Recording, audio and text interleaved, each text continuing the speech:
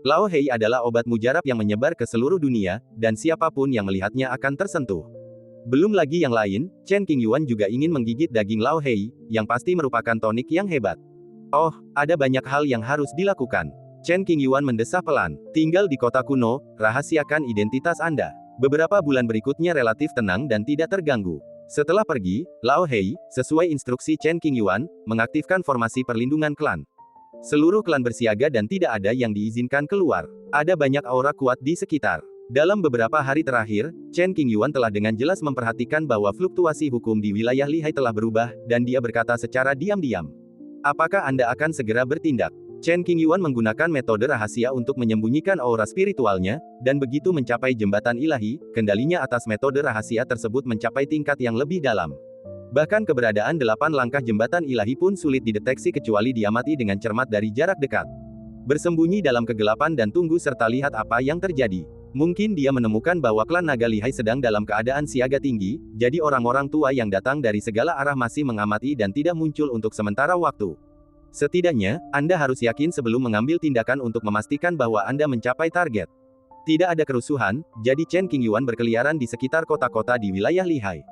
Nikmati bunga-bunga, saksikan tarian, minum dan dengarkan musik. Saya merasa sangat gembira dapat beristirahat dari jadwal saya yang padat. Kadang-kadang, ketika ada masalah, Chen Qingyuan diam-diam menawarkan bantuan. Jika seorang badut muncul di hadapannya, ia akan menjentikkan jarinya untuk meredamnya, mengejutkan kerumunan penonton yang akan berteriak, "Senior," dengan takjub. Setelah menunggu setengah tahun, akhirnya saya menyadari sesuatu yang tidak biasa. Chen Qingyuan segera menyingkirkan minatnya untuk bermain game, matanya terpaku, dan dia menoleh ke arah tertentu, bergumam, orang-orang tua itu akan bergerak. Riak hukum yang halus beriak antara langit dan bumi, yang tidak dapat dirasakan oleh para pembudidaya biasa. Stasiun Chen Qingyuan tidak jauh dari klan naga Lihai, dikelilingi oleh pegunungan dan pepohonan rimbun. Di atas pusat danau Lihai, awan kabut tebal tiba-tiba melayang. Saat awan dan kabut berarak, badai muncul di laut, dengan gelombang besar dan suara gemuruh bagaikan guntur. Di atas lautan awan, tampak beberapa sosok kabur, yang melintas dengan cepat. Istana Wancheng di bawah laut sepenuhnya dikelilingi oleh formasi spiritual besar. Jumlah batu roh yang dikonsumsi setiap saat dalam mengoperasikan formasi perlindungan klan adalah angka astronomi. Demi keselamatan klan naga Lihai, formasi harus diaktifkan. Sumber daya yang terbuang selalu bisa diisi ulang nanti. Kalau kita disergap pencuri tua, siapa tahu berapa banyak anggota klan kita yang akan mati. Aku datang. Sebagai naga sejati, Lao Hei, yang duduk tinggi di istana, sangat peka dan tajam. Ia mengenakan jubah hitam yang mencerminkan keagungan pemimpin klan. Bersiap untuk bertahan melawan musuh. Suara Lao Hei mencapai telinga setiap eksekutif senior. Ya, Tuan. Klan naga Lihai berdiri teguh di pihak Lao Hei dan menentang klan naga Jiutu. Mereka yakin bahwa Lao Hei dapat mencapai puncak, dan di masa depan klan naga Lihai akan menjadi klan naga ortodoks di dunia yang tak terhitung jumlahnya dan menikmati kejayaan tertinggi. Untuk mencapai puncak dan menyambut era baru, akan ada pertumpahan darah. Orang-orang ini berpikir dengan jelas bahwa selama mereka dapat memastikan keselamatan sang Raja Naga, korban-korban lainnya tidak layak disebutkan. Para lelaki tua di lautan awan itu berencana mencari celah dalam formasi, menghancurkannya dengan satu pukulan, lalu menggunakan sihir mereka yang dahsyat untuk membawa si hitam tua pergi. Saat itu, si hitam tua akan seperti ikan di talenan, tak berdaya menghadapi belas kasihan orang lain. Namun formasi ini sangat kuat dan sulit ditemukan kelemahannya. Ternyata formasi besar ini mampu menahan serangan jembatan ilahi dalam 6 atau 7 langkah. Lagi pula, itu adalah kekuatan yang telah diwariskan selama ratusan ribu tahun. Di masa lalu, formasi ini selalu menghasilkan orang-orang kuat terbaik, jadi tidak mengherankan jika formasi ini telah membentuk formasi terbaik untuk melindungi klan. Belum lama ini, Chen Qingyuan menghadiahkan Mutiara Dinghai, senjata Taois kelas atas yang langka di antara klan kuno abadi. Dengan kekuatan Mutiara Dinghai, formasi pelindung klan menjadi semakin kuat. Karena tidak ada celah yang ditemukan, kita tidak punya pilihan selain menyerang dengan kekuatan. Ayo serang bersama, jangan menahan diri, selesaikan ini secepat mungkin. Kami bukan satu-satunya yang mengincar tulang naga sejati dan esensi darah. Dia baru saja melangkah ke jembatan ilahi, dan kekuatan darah serta esensinya belum mencapai puncaknya. Sayang sekali kalau membunuhnya sekarang. Kenapa, kau masih mau menunggu naga sejati bercakar 9 ini tumbuh dewasa? Begitu esensi dan darahnya mencapai tingkat ramuan tertinggi, bukan kita yang akan membunuhnya, melainkan sebaliknya. Setelah tubuh naga sejati mengolah 7 langkah jembatan ilahi, bahkan seorang kaisar semu akan merasa sulit membunuhnya, kecuali jaring langit dan bumi terbentang terlebih dahulu dan berbagai gerakan mematikan dipersiapkan. awan dan kabut tebal, dan totalnya ada 10 lelaki tua, dari berbagai suku kuno, berpakaian berbeda, dan dengan aura yang kuat. Para lelaki tua ini begitu kurus hingga hanya tinggal tulang dan kulit. Energi dan darah mereka terkuras. Diperkirakan mereka tidak akan hidup lama lagi. Di antara kelompok orang tua ini, terdapat bayangan klan naga bumi tua. Entah bagaimana, leluhur klan naga telah menyembunyikan aura garis keturunan mereka sendiri, dengan niat untuk merebut setengah dari sumber daya di dalam tubuh naga sejati.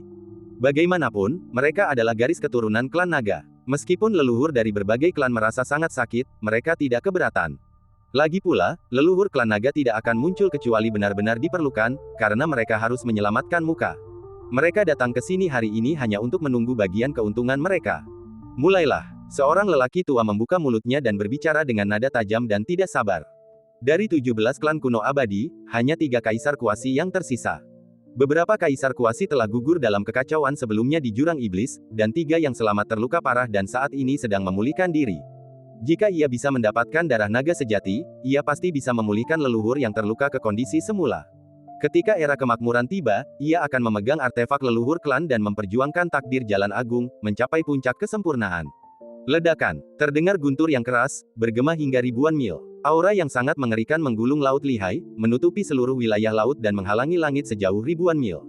Hukum menjadi kacau, tsunami melanda, dan gelombang besar setinggi ribuan kaki menggulung. Para leluhur semua suku bersatu dan mengincar formasi besar di dasar laut. Mereka tidak berniat mengujinya atau menggunakan kartu as mereka. Mereka berharap dapat menyelesaikannya secepat kilat dan melarikan diri sesegera mungkin. Ledakan. Hanya dalam beberapa tarikan napas, seberkas cahaya menerobos awan tebal dan jatuh dengan cepat bagai guntur ilahi. Ia langsung menembus permukaan laut, menguapkan miliaran ton air laut, menyebabkan lubang besar muncul di tengah laut, seperti jurang yang kacau, memancarkan fluktuasi aura yang sangat menakutkan. Ledakan. Kolom cahaya itu berisi hukum lebih dari 10 leluhur kuno dan menghantam formasi klan naga lihai dengan kuat. Itu mengejutkan dan mengguncang dunia. Seluruh lautan bergejolak, dan gelombang kejut menyebar ke banyak tempat, menimbulkan ratusan hembusan angin yang menderu-deru. Gemuruh, gemuruh. Istana-istana di dasar laut yang tak terhitung jumlahnya berguncang hebat. Banyak orang tak mampu menahan sisa kekuatannya, tubuh mereka lemas dan wajah mereka pucat pasi. Beberapa bahkan pingsan. Retakan sepanjang 10 kaki muncul pada formasi tersebut, yang membuat Lao Hei dan yang lainnya merasa gugup dan khawatir. Jika bukan karena kekuatan Ding Hai Pearl yang mendukungnya, formasi ini akan runtuh. Meskipun Lao Hei khawatir, ia tetap tenang. Jauh di lubuk hatinya, ia selalu percaya bahwa Chen Qingyuan akan mampu menyelesaikan krisis ini. Kekuatan yang tersisa begitu dahsyat, dan Chen Qingyuan, yang berdiri di puncak gunung hijau, merasakan jubahnya berdesir. Gunung, sungai, dan segala sesuatu di sekitarnya tersapu badai dan berubah menjadi debu. Hanya gunung hijau tempat Chen Qingyuan berdiri yang aman dan tenteram. Bahkan rerumputan liar di gunung itu pun berakar kuat di tanah, bergoyang ke kiri dan ke kanan paling banyak beberapa kali. Pemandangan yang luar biasa. Cahaya redup keluar dari matanya, menembus lapisan kehampaan dan menatap orang-orang tua di atas lautan awan. Chen Qingyuan berdiri dengan tangan di belakang punggungnya, rambutnya berkibar tertiup angin. Kenangan masa lalunya muncul di depan matanya. Setelah mencapai alam jembatan ilahi lagi, ia jauh lebih kuat dari sebelumnya, jauh melampaui jangkauan tingkat Mahayana. Mengumpulkan, ia mengulurkan tangan kanannya, dan energi spiritual yang dahsyat memancar dari tubuhnya, menyebar hingga radius 100.000 mil. Ia mengarahkan jarinya ke pedang, dan dengan satu pikiran, energi spiritual yang dahsyat itu berubah menjadi niat pedang, mengembun menjadi tak kurang dari 1.000.000 pedang. Dekrit, setiap kata yang Anda ucapkan diikuti oleh hukum. Sebuah lubang besar terkoyak di langit dan bumi oleh niat pedang tertinggi. Pedang itu mengarah ke lautan awan di atas lihai. Ujungnya bagaikan senjata suci yang turun, diiringi nyanyian Tao yang merdu. Hujan pedang itu bagai air terjun, seketika menenggelamkan lautan awan. Siapa yang akan mengambil tindakan? Berani sekali kau, betapa beraninya. Para tetua klan kuno sedang mempersiapkan jurus pamungkas pertama mereka, yang kemungkinan besar akan menghancurkan formasi pelindung klan naga lihai. Tanpa diduga, di saat kritis ini, seseorang berani menyerang dan menghancurkan mereka, menggagalkan rencana mereka. Meskipun hujan pedang itu mengerikan, ia tidak dapat menyebabkan kerusakan berarti bagi para tetua. Paling-paling, ia hanya pengalih perhatian. Mereka tidak dapat mengabaikannya dan harus menganggapnya serius untuk menangkalnya.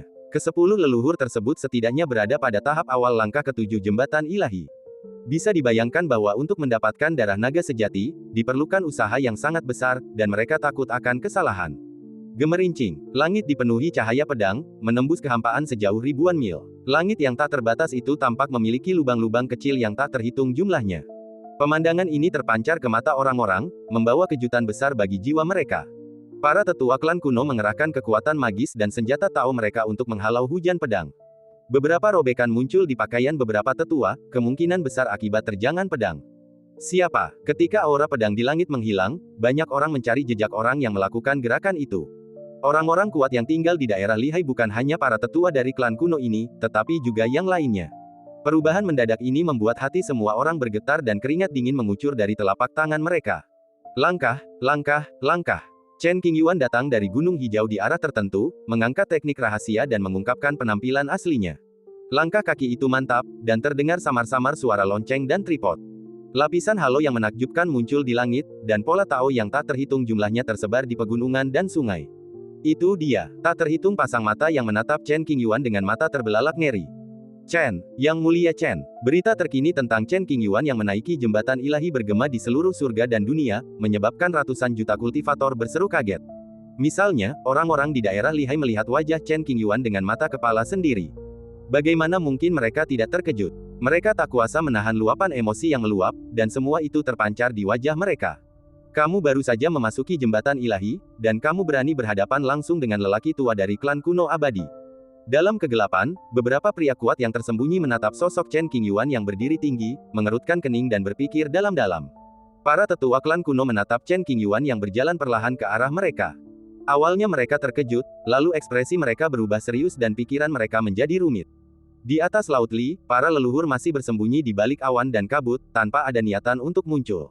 Zenzun, apa maksudmu? Suara bertanya terdengar dari lautan awan, jelas tidak senang. Klan naga lihai ada di sini untuk berdamai denganku.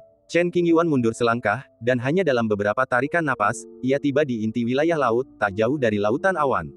Ia menjawab dengan acuh tak acuh, aku sarankan kalian semua pergi secepat mungkin. Heh, sebuah suara dingin terdengar, kau baru saja melangkah ke jembatan ilahi dan belum berada di puncak dunia. Beraninya kau ikut campur urusan orang lain. Jika Anda tidak setuju, Anda bisa melawan. Chen Qingyuan berdiri dengan kedua tangannya di belakang punggungnya, menatap ke arah kerumunan. Begitu kata-kata ini diucapkan, langit dan bumi menjadi sunyi. Sesekali terdengar suara deburan ombak, membuat suasana yang tadinya muram menjadi semakin muram, seolah-olah ada palu besar yang menghantam jantung. Keheningan yang mematikan menyelimuti seluruh tubuh, membuat napas terasa sesak. Semua orang yang mendengarnya terkejut dan berdiri terpaku seperti sepotong kayu. Setelah selesai berbicara, sebuah bantal muncul di belakang Chen Qingyuan. Ia duduk di atasnya, tinggi di udara, tenang dan tenteram, tanpa sedikit pun rasa takut atau tegang di matanya. Dibandingkan dengan badai yang pernah kita alami di masa lalu, apa yang terjadi hari ini sungguh tidak layak untuk disebutkan. Di dasar laut, Lao Hei melihat situasi di atas, matanya berbinar, dan dia berkata pada dirinya sendiri, seperti yang diharapkan dari saudaraku, dia sangat mendominasi. Semua orang dari klan naga lihai menunjukkan kekaguman dan secercah harapan. Bisakah Yang Mulia Chen maju dan memecahkan masalah ini? Meskipun Yang Mulia Chen sangat kuat, kita baru saja melangkah ke jembatan ilahi. Sulit untuk mengatakan bagaimana hasilnya nanti. Di zaman dahulu, ia mendaki jembatan ilahi dan memenggal kepala jenazah kaisar. Kultivator muda ini, dengan menggunakan prinsip-prinsip Dao-nya sebelumnya, menekan jenazah kaisar iblis. Kemudian, ia membahas Dao dengan para kaisar lainnya di perjamuan pamungkas. Bagaimana mungkin orang sehebat itu berdiri diam di malam menjelang datangnya kejayaan tertinggi? Percaya pada Yang Mulia, semua orang menaruh harapan pada Chen Qingyuan, berharap bencana hari ini akan seperti mimpi dan hilang setelah mereka bangun. Duduk di atas bantal, menghadap kerumunan sendirian. Dia tampak tenang, membuat orang merasa memegang kendali. Meskipun Chen Qingyuan hanya berada di level jembatan ilahi, tak seorang pun berani meremehkannya. Mereka seperti menghadapi musuh yang tangguh, terjebak dalam dilema. Hanya mengandalkan hujan pedang sekarang, dia dapat dengan mudah menekan 5 langkah Shen Xiao biasa. Kekuatan abnormal itu melampaui batas tatanan Jalan Agung. Jangan gunakan akal sehat untuk melihat Chen Qingyuan. Para tetua klan kuno diam-diam berdiskusi dan memutuskan untuk menguji kekuatan Chen Qingyuan. Mereka telah menyinggungnya sebelumnya, jadi kali ini bukan masalah besar. Terlebih lagi, jika mereka bisa menekan Chen Qingyuan hari ini, itu akan menjadi pencapaian yang luar biasa. Beberapa leluhur suku kuno memiliki ide untuk mengaktifkan artefak leluhur, tetapi mereka dengan cepat melupakan ide tersebut. Alasannya sangat sederhana. Terakhir kali, Chen Qingyuan meminjam kekuatan peta gunung, sungai, negara, dan negara dari negeri lama dan menggunakannya untuk mundur dengan selamat. Keberadaan tertinggi dari zaman kuno ini memiliki sarana yang tak terduga dan harus memiliki cara untuk merebut senjata leluhur. Kecuali semua klan kuno bersatu dan mengaktifkan senjata leluhur mereka bersama-sama untuk membentuk formasi pembunuhan yang mengerikan, kemungkinan ini hampir nol. Sekuat apapun dia tetaplah seorang pemula di ranah kultivasi jembatan ilahi. Tidak perlu terlalu waspada terhadapnya. Seseorang berkata, kita tidak punya banyak waktu tersisa, jadi tidak ada yang perlu ditakutkan. Sisa umur para tetua, jika dijumlahkan, hanya akan mencapai beberapa ratus tahun. Pada titik ini, yang bisa mereka lakukan hanyalah berjuang mati-matian. Singkirkan saja Chen Qingyuan dan hilangkan masalah di masa depan. Mereka bertindak segera setelah mengatakannya. Kecuali leluhur klan naga yang belum bertindak, orang-orang lainnya melangkah keluar dari lautan awan. Aura mereka meningkat pesat, darah mulai mengalir melalui kulit kering mereka, dan menjadi sedikit berkilau, dan kondisi mental mereka menjadi semakin energik. Orang pertama yang keluar dari awan tebal dan kabut mengenakan jubah kain abu-abu muda dan sepasang sepatu kain bersulam indah. Wajahnya keriput, sebagian besar rambutnya rontok, tubuhnya bungkuk, dan tampak sangat tua. Leluhur tertinggi klan Kekaisaran Lin Qian, di tahap tengah langkah ke-8 jembatan ilahi. Dia datang ke sini hanya untuk mendapatkan darah naga asli, pertama untuk menggunakannya pada dirinya sendiri guna melihat apakah dia bisa menerobos dan memperpanjang hidupnya, kedua untuk membawanya ke leluhur terkuat dalam klan, untuk mempercepat proses penyembuhan dan berusaha untuk meraih keunggulan dalam mencapai puncak tertinggi. Aku, Luo Liang, memiliki keberanian untuk bertarung dengan Yang Mulia Chen. Lelaki tua itu terhuyung, tampak gemetar dan siap jatuh kapan saja. Suaranya serak, dan rongga matanya cekung, memperlihatkan dua pupil merah pucat. Apakah kamu sendirian? Chen Qingyuan mengangkat matanya dan berkata, saya ingin melihat apakah kita bisa mengalahkan Yang Mulia Chen mengingat kesenjangan besar dalam basis kultivasi kita. Awalnya, para leluhur masing-masing suku ingin bergabung untuk bertarung, tetapi dihentikan oleh Luo Liang. Jika mereka ingin bertarung dalam kelompok, mereka harus menunggu sampai Luo Liang menyelesaikan pertarungan. Mereka tidak keberatan. Chen Qingyuan melirik 10 orang yang berdiri di belakang. Rekan-rekan Taois, kalian pasti mengerti, kata Luo Liang, aku ingin melihat seberapa kuat Yang Mulia. Bakat pribadiku terbatas, dan aku tidak bisa dibandingkan dengannya, jadi aku tidak akan menekan wilayahku. Kamu pria yang menarik. Awalnya ia bersiap untuk bertarung 1 lawan 1 melawan banyak pahlawan, tetapi ia tak pernah menyangka akan memiliki kesempatan untuk bertarung sendirian. Meskipun terdapat perbedaan besar dalam tingkat kultivasi kedua belah pihak, Chen Qingyuan tidak merasa itu tidak adil. Setelah melangkah ke jembatan ilahi, tubuh daunnya telah mengalami transformasi luar biasa, cukup untuk menghadapi yang terkuat saat itu. Terima kasih atas pujiannya, Yang Mulia. Luo Liang ingin memperpanjang hidupnya, bukan hanya agar tetap hidup, tetapi karena dia ingin melihat kemakmuran tertinggi dengan mata kepalanya sendiri dan menyaksikan datangnya era baru. Jika kau ingin bertarung, ikutlah. Begitu dia selesai berbicara, sebuah gukin muncul di depan Chen Qingyuan. Badan sitar berwarna merah tua, dengan pola-pola indah yang terukir di banyak tempat. Ada lapisan tipis yang terkelupas di beberapa tempat, yang mungkin tertinggal karena sentuhan waktu. Gukin memiliki total 7 senar, yang tersusun secara teratur. Chen Qingyuan membelai Gukin dengan lembut, mengingat kembali kejadian masa lalu. Tatapannya sedikit berubah, dan ia merasa terharu. Qixiang Qin, instrumen kuasi kekaisaran. Ini diciptakan pada zaman kuno oleh seorang wanita luar biasa. Terlahir dari keluarga kaya, ia memiliki bakat luar biasa dan diterima di sebuah sekte terkemuka. Di masa mudanya, ia diincar oleh banyak pria berbakat, dan akhirnya menjadi mitra Taois dengan salah satunya. Kupikir masa depanku akan bahagia, tapi ternyata hanya angan-angan. Pasangan Taoisku adalah putra musuh keluargaku, yang sengaja mendekatiku, menunggu kesempatan untuk membalas dendam. Bertahun-tahun kemudian, keluarga gadis ini mengalami kemerosotan, kultivasinya dihancurkan oleh rekan Taonya, dan dia dijual ke rumah bordil, di mana dia mengalami penghinaan. Setelah menanggung kesulitan yang tak terhitung jumlahnya, wanita ini tiba-tiba memulai kembali jalur kultivasinya, memutus semua ikatan kasih sayang dan cinta, menjadi kejam dan tak kenal ampun. Ia menapaki jalan setapak demi setapak, akhirnya mencapai posisi tinggi, dan menyiksa mantan rekan Taonya selama ratusan tahun sebelum akhirnya bunuh diri. Setelah sekian lama, wanita ini membunuh banyak sekali orang yang tidak tahu berterima kasih, dan menguasai jalan kekejaman. Ia mendaki anak tangga ke-9 jembatan ilahi, menyatukan darah hatinya dengan pohon suci berusia 1000 tahun, menyempurnakan harpa 7 kesedihan, dan mengubah sebuah lagu. Dalam buku-buku kuno, wanita ini disebut peri kelupaan. Dia adalah wanita cantik, tetapi dia tidak bertemu pria yang tepat dan terpaksa berada dalam situasi putus asa. Menggigit. Chen Qingyuan memetik senar gitar dan mengingat pengalaman yang pernah dialaminya di masa lalu. Setelah secara tidak sengaja memasuki dunia rahasia, ia terperangkap selama lebih dari 30 tahun. Ia mendengarkan alunan sitar setiap saat, hampir kehilangan akal dan menjadi gila.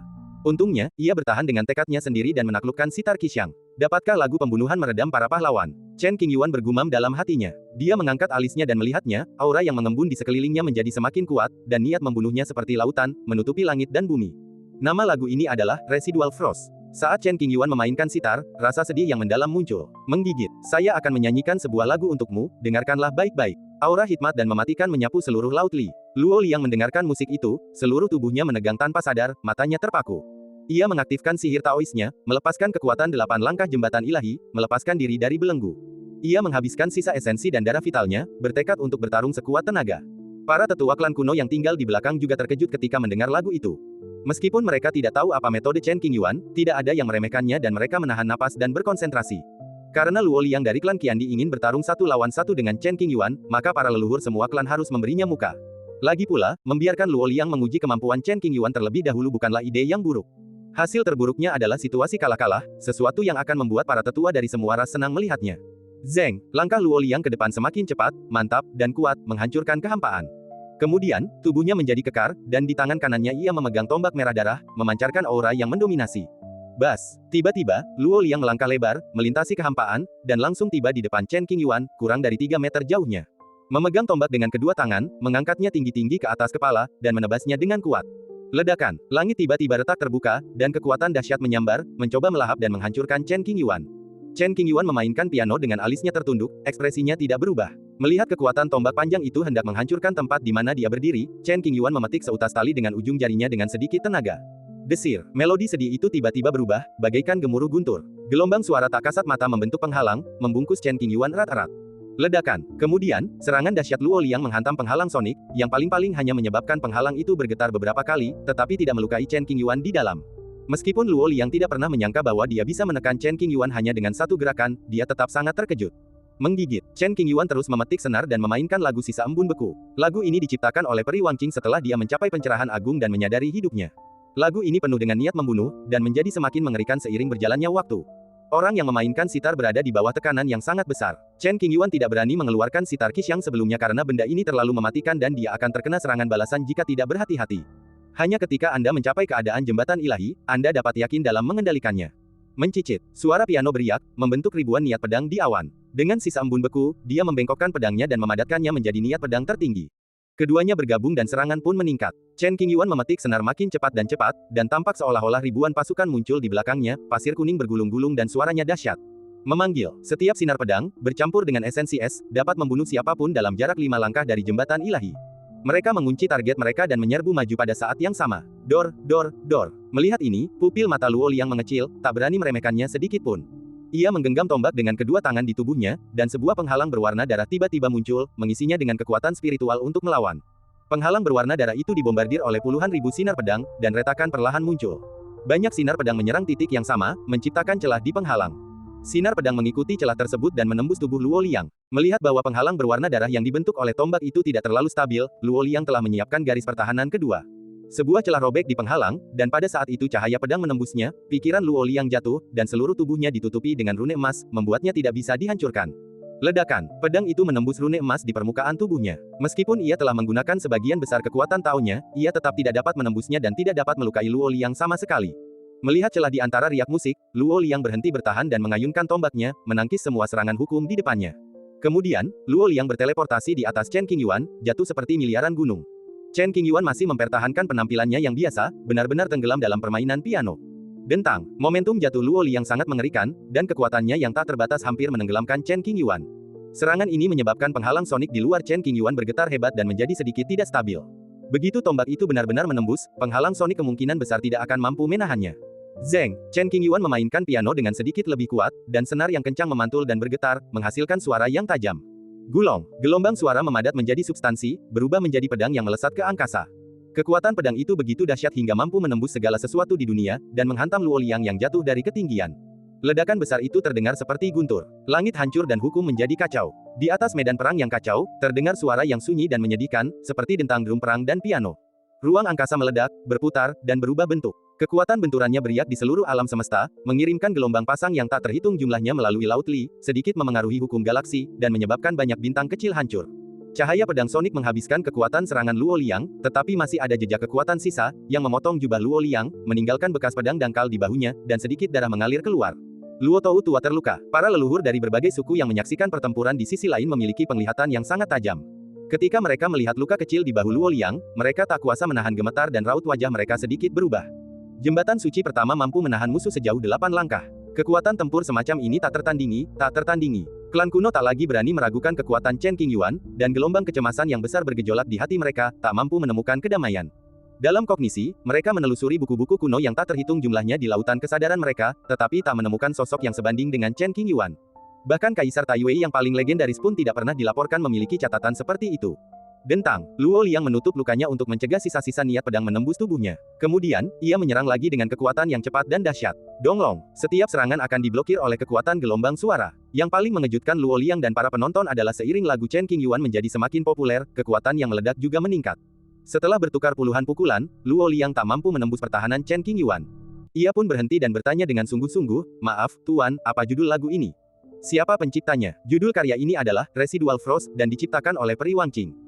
Meskipun Chen Qingyuan sedang memainkan sitar, ia dapat mendengar pertanyaan lawan bicaranya dan menjawab, dia adalah wanita yang luar biasa di zaman dahulu, tetapi juga orang yang menyedihkan. Terima kasih atas jawaban Anda, Yang Mulia. Luo Liang berkata dengan sopan dan teringat pada Peri Wangqing. Tunjukkan padaku dirimu yang sebenarnya. Kata Chen Qingyuan dingin, biarkan aku melihat kekuatan sejati klan Kekaisaran Lin Qian. Saya tidak akan mengecewakan Yang Mulia. Luo Liang membungkuk memberi salam. Meskipun mereka rival, Luo Liang sangat menghormati Chen Qingyuan. Lagi pula, warisan Chen Qingyuan adalah warisan legendaris yang tak tergantikan. Jika kamu bisa mendengarkan seluruh lagunya, aku akan lebih menghargai kamu.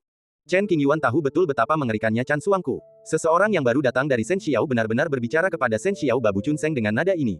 10 sen aneh. Secara logika, posisi kedua pihak seharusnya ditukar. Namun, tak seorang pun mengira Chen Qingyuan berpura-pura. Melodinya begitu melekat hingga membuat hati bergetar. Rasanya jiwa terkoyak oleh kekuatan dahsyat, dan ia merasakan sakit yang luar biasa, ingin meninggalkan tubuhnya.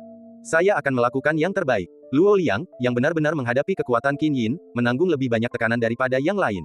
Setelah mengatakan ini, Luo Liang berencana untuk membakar lebih banyak darah dan esensinya sendiri untuk mengaktifkan teknik rahasia unggul milik klan Kekaisaran. Setelah beberapa tarikan napas, setitik darah muncul di antara alisnya, dan tombak di tangannya memancarkan sedikit kilau. Di bawah kakinya, sebuah diagram formasi kuno dan misterius berkumpul. Membunuh. Dengan teriakan keras, diagram formasi di bawah Luo Liang meledak, pecah menjadi miliaran keping, yang bergabung menjadi tombak panjang, menyebabkan kekuatan tombak melonjak. Noda darah di alisnya sangat jelas, dia pasti sedang berlatih teknik rahasia. Dia memegang tombak dengan kedua tangan, dan dominasinya jauh lebih besar dari sebelumnya. Ledakan, kekuatan untuk menghancurkan dunia berkumpul di pangkal tombak dan menyerbu ke arah wajah Chen Qingyuan dengan kecepatan yang luar biasa cepat. Banyak gelombang suara tak kasat mata yang hancur bahkan sebelum menyentuh tombak itu. Luo Liang bagaikan dewa pembunuh, dengan bulan darah yang tiba-tiba muncul di belakangnya, sungguh mengerikan. Zeng, Chen Qingyuan memainkan musik dengan 10 jarinya, ujung jarinya menari di atas senar, nadanya naik dan turun, kadang-kadang seperti badai yang dahsyat, kadang-kadang seperti aliran sungai yang gemericik. Ledakan dentuman, tombak panjang itu menembus penghalang sonik, dan dua hukum kekuatan yang dahsyat saling berbenturan, menyebabkan ruang angkasa meledak dan fenomena aneh pun muncul. Setelah kebuntuan lebih dari 10 napas, Luo Liang mengeluarkan raungan rendah dan menggunakan esensi dan darahnya sendiri untuk mengaktifkan teknik rahasia, dan kekuatan yang meletus menjadi lebih kuat. Ledakan, dalam sekejap, kekuatan tombak itu merobek lubang di penghalang sonik, menembus ke dalam penghalang, dan tekanan kuat mengalir ke arah Chen Qingyuan. Pada saat kritis itu, Luo Liang, yang memegang tombak panjang erat-erat di kedua tangannya, sudah berada di wajah Chen Qingyuan, hanya setengah kaki jauhnya.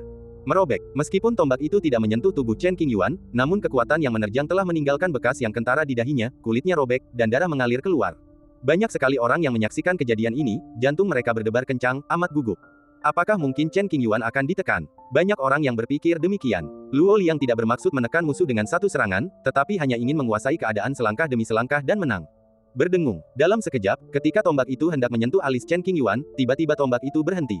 Tidak peduli bagaimana Luo Liang menyalurkan kekuatan spiritualnya dan mempraktikkan teknik rahasianya, hal itu tidak ada gunanya, dan dia tidak dapat maju bahkan setengah inci pun. Bagaimana Anda menjawab? Luo Liang terkejut, wajahnya berubah, dan dia merasa sedikit gelisah di hatinya. Terutama saat dia melihat ekspresi tenang Chen Qingyuan, kegelisahan di hatinya menjadi semakin kuat. Intuisiku mengatakan bahwa aku harus mundur cepat, kalau tidak sesuatu yang buruk akan terjadi. Setelah beberapa saat teralihkan, Luo Liang membuat keputusan dan melangkah mundur. Akan tetapi, Luo Liang mendapati bahwa tombak di tangannya tertancap di kehampaan dan dia tidak dapat menariknya kembali sekeras apapun dia mencoba. Waduh, dalam sekejap, kata ini muncul dalam pikiranku, dan hawa dingin yang tak dapat dijelaskan menjalar dari tumitku dan menjalar ke seluruh tubuhku. Pada saat ini, Chen Qingyuan perlahan mengangkat kepalanya, menatap Luo Liang di depannya, dan tersenyum kecil. Nyanyian embun beku yang bertahan menggunakan dirinya sendiri sebagai umpan, memutuskan semua ikatan dan melupakan semua perasaan, serta membunuh semua orang di dunia. Lagu ini diciptakan oleh Peri Wangqing, dan terinspirasi oleh pengalaman hidupnya sendiri, yang membawa rasa sakit dan kesedihan yang tak berujung. Ia telah sangat menderita di paruh pertama hidupnya, jatuh cinta pada orang yang salah, keluarganya berantakan, dan dirinya sendiri dibiarkan berlarut-larut.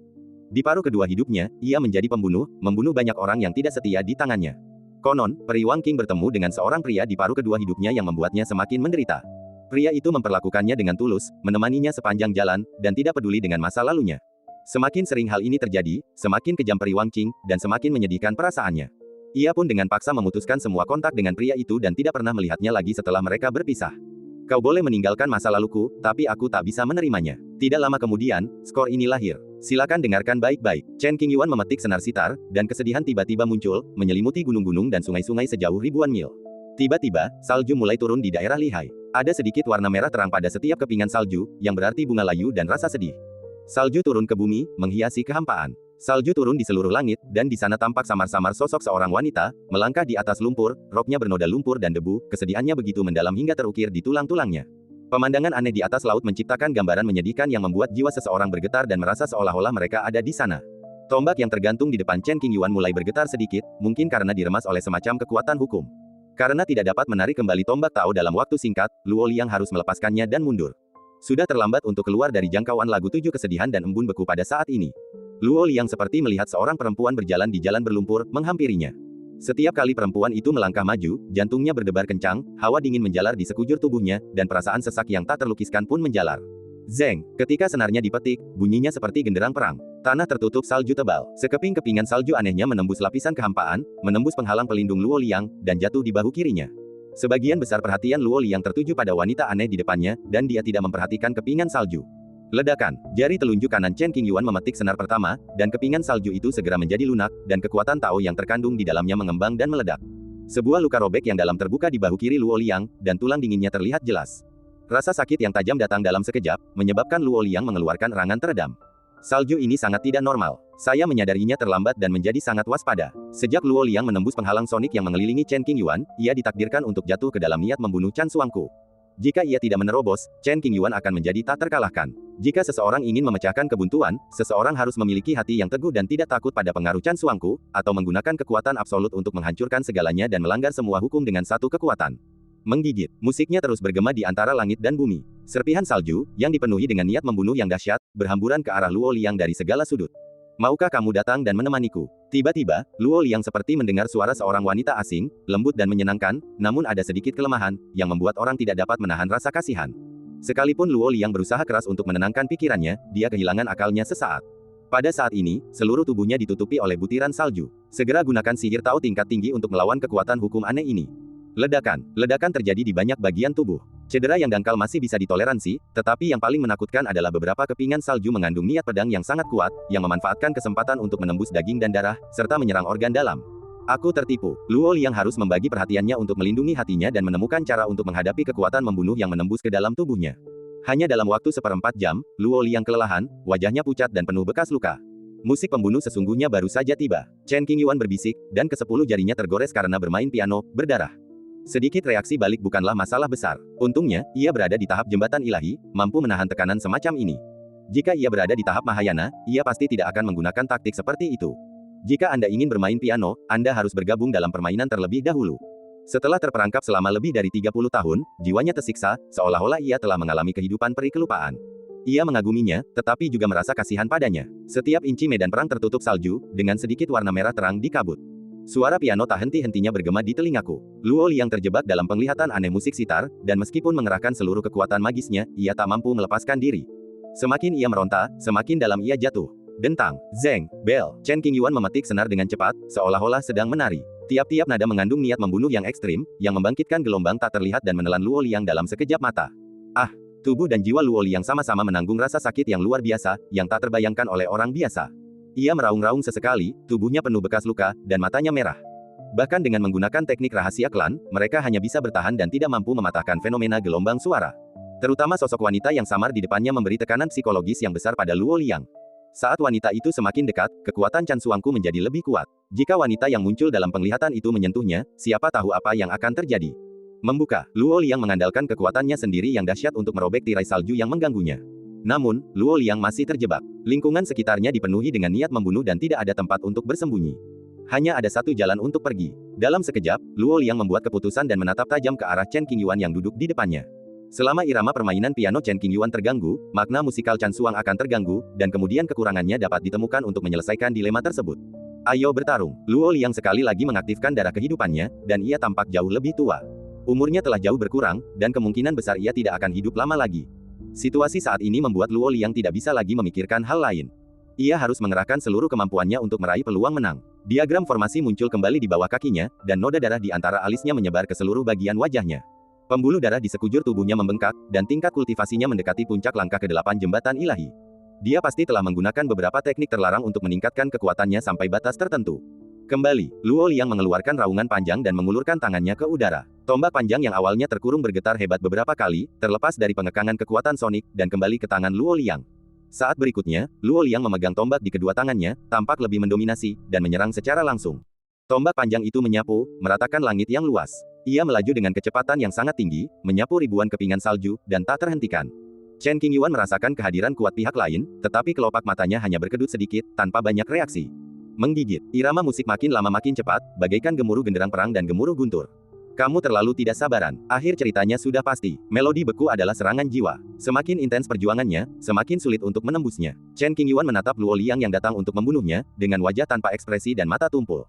Bagaimana mungkin Luo Liang tidak tahu bagaimana bertindak hati-hati dan meluangkan waktu? Itu semua karena lagu Chan Suang ini telah memberi Luo Liang terlalu banyak tekanan. Jika dia tidak memecahkan kebuntuan, darahnya akan terkuras habis, dan dia akan berakhir duduk di sana dan mati. Daripada menundanya, lebih baik mencobanya. Ia menggunakan teknik terlarang klannya, memegang tombak merah darah, kekuatannya cukup untuk memengaruhi tatanan galaksi. Setiap langkah yang diambilnya menciptakan celah besar di kehampaan, matanya tajam, dan ia mampu menembus ilusi. Ledakan, salju turun lebat, hukum kacau balau, dan Luo Liang menyerbu, tak terhentikan. Langit di atas laut lihai berubah menjadi medan perang, dengan atmosfer mengerikan menyebar ke segala arah. Miliaran ombak beriak, dan langit terasa berat dan seolah akan runtuh. Ah! Luo Liang meraung panjang, mencengkeram tombak itu erat-erat dengan kedua tangan, dan menusuk ke depan dengan seluruh kekuatan spiritualnya. Targetnya, tentu saja, adalah Chen Qingyuan, yang sedang duduk tinggi di udara dan memainkan piano. Zeng, Chen Qingyuan masih tampak tenang, 10 jarinya memainkan piano, alunan musik yang lembut menghanyutkan dan menyentuh jiwa. Luo Liang, yang hendak membunuhnya, tiba-tiba berhenti bergerak dan terjebak dalam pemandangan aneh. Ia melangkah ke dalam rawa dan perlahan tenggelam. Apa? Luo Liang panik dan mencoba terbang ke udara, tetapi lumpur itu memiliki kekuatan misterius khusus yang memenjarakan kaki Luo Liang dengan kuat, membuat energi spiritualnya tidak dapat bergerak. Kapan Anda terinfeksi? Apakah saat perempuan dalam penglihatan itu muncul? Atau saat salju mulai turun? Luo Liang tidak punya waktu untuk memikirkan alasannya, ia hanya ingin melarikan diri dari rawa. Setelah berjuang beberapa kali, dia tidak menunjukkan tanda-tanda akan lolos, malah dia tenggelam semakin dalam. Ledakan. Tanpa ragu, Luo Liang muncul dengan ide lain. Ia kejam dan tegas. Ia langsung memotong kakinya dan tidak lagi terjebak. Dalam sekejap, darah menyembur keluar dari lukanya. Luo Liang tampaknya tidak merasakan kesakitan, dengan wajah tegas, dan bergegas menuju Chen Qingyuan dengan kecepatan yang jauh lebih cepat. Bagi orang luar, Luo Liang hanya terjerat dalam hukum dan kekuatan yang tak diketahui, tak mampu melihat pemandangan aneh di tengah rawa. Tak seorang pun menyangka Luo Liang begitu kejam pada dirinya sendiri. Sekalipun ia bisa mundur setelah pertempuran ini, akan butuh waktu lama untuk memulihkan kakinya, dan ia perlu mengandalkan sejumlah besar harta dan ramuan berharga. Apa yang terjadi, Pak Tua Luo? Kemungkinan besar mereka terjebak dalam situasi sulit. Kami berada di luar medan perang, jadi kami tidak tahu pasti. Pasti ada hukum yang mengerikan yang memaksanya memotong kakinya sendiri. Para tetua suku kuno itu berbincang-bincang secara diam-diam, hawa dingin menyelimuti hati mereka, dan secerca ketakutan terpancar di mata mereka. Pada titik ini, Luo Liang tidak punya cara untuk mundur dan hanya bisa bertarung sampai akhir. Huff, angin bertiup kencang dan hukum-hukum meledak. Setelah menembus langit berkali-kali, Luo Liang bergegas di depan Chen Qingyuan, meninggalkan bintik-bintik merah terang di banyak tempat di belakangnya. Berdengung, suara piano yang bergema di antara langit dan bumi. Hukum tak kasat mata memenuhi setiap sudut medan perang dan menembus tubuh dan jiwa Luo Liang. Semua orang yang menyaksikan pertarungan itu merasa bahwa serangan Luo Liang dapat menghancurkan segalanya dan menekan Chen Qingyuan. Ada yang gembira, ada pula yang sedih. Dalam sekejap, tombak di tangan Luo Liang membeku, begitu pula yang lainnya. Seolah-olah ada jaringan hukum yang luas yang menutupi area tersebut. Retakan, Luo Liang dengan paksa merapal mantra, mencoba melepaskan kekuatan yang menahannya. Tulang-tulangnya gemetar, dan beberapa retakan muncul di tombak di tangannya, menyebar ke tempat lain. Ledakan. Tiba-tiba terdengar suara guntur yang keras, dan dada Luo Liang meledak, dan organ dalamnya berubah menjadi bola daging. Sisa embun beku menyatu ke dalam tubuhnya, menyatukan bagian dalam dan luar, membuatnya sulit untuk dilawan. Salju masih turun. Hukum kerusuhan sangatlah ketat. Alunan piano telah mencapai klimaksnya, tak lagi seperti suara drum. Alunannya lembut bagai air, dan mengandung rasa sedih. Tangan Chen Qingyuan meninggalkan senar, darah mengalir dari ujung jarinya, dan hatinya sakit dari waktu ke waktu, seakan-akan dia telah mengalami kehidupan sebagai peri kelupaan, dan seberkas kesedihan muncul di alisnya. Tak lama kemudian, Chen Qingyuan mengendalikan gejolak emosinya, menatap Luo Liang di depannya dengan acuh tak acuh, dan berbisik, jika kau punya energi dan darah yang kuat, kau mungkin punya kesempatan untuk memecahkan kebuntuan. Sayangnya, kau sudah tua. Seluruh tubuh Luo Liang dilahap oleh Chan Suang Kui, seakan-akan ia telah diracuni, yang telah menembus jauh ke dalam tulang-tulangnya dan tidak dapat disembuhkan. Tidaklah memalukan jika kalah dari yang mulia. Meskipun jarak mereka hanya 10 kaki, Luo Liang tidak bisa menyentuh Chen Qingyuan apapun yang terjadi, seolah-olah mereka berada di ruang dan waktu yang berbeda. Mengetahui bahwa hasilnya sudah pasti, Luo Liang berhenti meronta, dan ekspresi garang di wajahnya menghilang, berubah menjadi sangat tenang. Kamu adalah karakter. Aku akan mengingatmu. Chen Qingyuan menganggapnya sebagai lawan dan menghormatinya. Terima kasih banyak. Luo Liang berlumuran darah. Ia terpotong di bawah lutut sendirian, dan lubang berdarah muncul di dadanya. Darah kental merembes ke pakaiannya yang robek, sungguh mengerikan.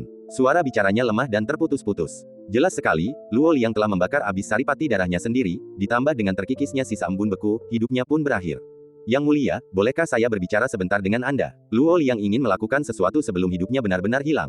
Sebelumnya, dia tidak bisa melupakan kesombongan klan kuno itu, tetapi sekarang dia dipenuhi rasa hormat, takut kalau dia telah melakukan kesalahan. Silakan, Chen Qingyuan tidak keberatan berbicara dengannya. Bisakah kau meninggalkan jalan bagi suku kuno untuk bertahan hidup? Saat ia dikalahkan, Luo Liang merasakan penyesalan yang mendalam. Menjadi musuh Chen Qingyuan adalah hal terbodoh yang bisa dilakukan klan kuno abadi. Kau seharusnya mengerti dengan jelas bahwa bukan aku yang ingin menentang klan kuno, melainkan klan kuno yang terlalu arogan dan sakit parah. Jika Chen Qingyuan tidak sekuat itu, dia pasti sudah mati di tangan klan kuno sejak lama. Memang, Luo Liang tertawa getir dan bertanya, apa yang harus dilakukan klan kuno untuk menenangkanmu? Itu tergantung pada ketulusan klan kuno. Chen Qingyuan tidak peduli. Aku sudah mati, kata Luo Liang lemah, bisakah kau mencabut hukum yang membatasi tempat ini agar aku bisa memberitahu keluargaku apa yang harus kulakukan setelah kematianku? Ya, Chen Qingyuan tidak berhenti. Dengan sisa kekuatan mendalam terakhir di tubuhnya, ia mengeluarkan sebuah kepingan giok. Mata Luo Liang perlahan tertutup dan ia membuka mulutnya beberapa kali. Ia ingin berterima kasih kepada Chen Qingyuan, tetapi tak ada suara yang keluar. Luo Liang meninggal, tubuhnya mengering seperti pohon mati. Mengingat kesediaan orang ini untuk melawannya secara langsung, Chen Qingyuan menyiapkan peti mati untuknya dan kemudian mendorongnya jauh-jauh, percaya bahwa orang-orang dari klan Kaisar Lin Qian akan merasakan kehadirannya dan membawa peti mati itu bersama mereka. Adapun tombak merah darah, secara alami dikendalikan oleh Chen Qingyuan. Bayi yang baik, tombak itu adalah senjata kelas atas, diukir dengan banyak pola Tiongkok kuno. Itu adalah senjata pembunuh, berlumuran darah yang tak terhitung jumlahnya. Mungkin pesona pribadi Chen Qingyuan yang terlalu kuat, atau mungkin karena Luo Liang diam-diam memberitahu Chang Ji beberapa patah kata sebelum kematiannya. Selama proses penculikan oleh Chen Qingyuan, ia sama sekali tidak melawan. Nenek moyang klan Kekaisaran Lin Qian ini tewas dalam pertempuran. Semua orang tercengang untuk waktu yang lama, tercengang dan tak percaya. Nenek moyang suku kuno Shen Xiao Babu tewas dalam pertempuran di Lihai. Semua orang yang menyaksikan adegan ini berseru kaget, tak mampu menahan luapan emosi mereka. Mata mereka berkilat aneh, bibir mereka bergetar, ekspresi mereka penuh makna, dan mereka sangat terkejut. Nenek moyang semua ras, seperti halnya para kultivator biasa, menunjukkan ekspresi ketakutan, dan mereka tampaknya telah kehilangan sikap mereka yang sangat kuat. Saat pertama kali memasuki jembatan ilahi, Anda dapat memotong 8 anak tangga. Apakah ini sesuatu yang dapat dilakukan manusia? Mengerikan. Selama perang kuno, Chen Zunyi menaiki jembatan ilahi dan menekan mayat kaisar. Prestasinya dalam kehidupan ini mungkin bahkan lebih besar daripada di zaman kuno. Dia baru saja melangkah ke alam jembatan ilahi. Laut Li berguncang, dan berita itu menyebar bagai badai dahsyat ke seluruh alam surga. Chen Qingyuan mengenakan pakaian brokat, berdiri tinggi di langit, bagaikan seorang raja, memandang dunia. Di dasar laut, Lao Hei dan yang lainnya berada di dalam formasi perlindungan klan dan tercengang. Lao Hei, yang awalnya ketakutan, kini tak lagi takut. Yang ia rasakan hanyalah keterkejutan dan kegembiraan. Kakaknya begitu cakap, dan ia bisa lebih menikmati hidup mulai sekarang. Dulu aku dilindungi oleh Akademi Daoyi, dan sekarang aku dilindungi oleh saudara-saudaraku. Hidupku sungguh indah. Pada saat tertentu, Lao Hei merasa bahwa dirinya adalah putra takdir yang legendaris, dengan keberuntungan yang luar biasa dan takdir yang tak terbatas. Jauh di atas laut, di awan yang jauh, para anggota suku kuno tetap tinggal di tempat mereka berada, belum sepenuhnya menerima kenyataan ini. Belum lama ini, para tetua mengobrol dengan Luo Liang, tetapi dalam sekejap mata, mereka dipisahkan oleh hidup dan mati. Perasaan ini sangat tidak nyaman. Para tetua itu seakan melihat gerbang neraka berdiri di hadapan mereka, dan bisikan-bisikan kematian terngiang di telinga mereka. Semua orang yang memandang Chen Qingyuan dipenuhi rasa kagum dan takut. Hanya dengan satu langkah jembatan ilahi, ia dengan mudah membunuh seorang prajurit tingkat atas dari langkah ke-8 jembatan ilahi. Kekuatan tempur tersebut menjungkir-balikkan persepsi dunia dan menghancurkan pandangan dunianya. Apa yang harus dilakukan? Apakah kamu masih akan melakukannya? Sejujurnya, saya mengamati situasi sepanjang waktu dan tidak melihat dengan jelas bagaimana Patua Luo dikalahkan. Nenek moyang suku kuno itu ketakutan, dan beberapa dari mereka bahkan memiliki ide untuk mundur. Kekagetan atas kematian Luo Liang begitu hebat sehingga para tetua merasa sedikit terpukul, takut mereka akan menjadi orang-orang malang berikutnya yang menderita. Menjelang zaman keemasan, meninggal di titik kritis ini sungguh merupakan kehilangan yang tak terkira. Namun, darah naga sejati sangatlah berharga, jarang terlihat dalam sejuta tahun. Jika kamu melewatkannya kali ini, kamu pasti tidak akan punya kesempatan lagi. Seiring pertumbuhan Chen Qingyuan, garis keturunan naga sejatinya juga akan menjadi lebih kuat. Hanya saja orang-orang tua ini memiliki ki dan darah yang lemah, jadi sulit bagi mereka untuk membaik. Seiring berjalannya waktu, kemungkinan untuk mendapatkan darah naga asli menjadi lebih rendah. Jika aku mundur hari ini, aku tak punya pilihan selain bersembunyi di dalam klanku dan perlahan menunggu kematian. Jika aku bertarung, mungkin aku bisa mencapai posisi yang lebih tinggi. Jika aku sayangnya mengikuti jejak Pak Tua Luo, hal terburuk yang bisa terjadi adalah aku mati dalam pertempuran hari ini, dan itu pasti akan tercatat dalam sejarah.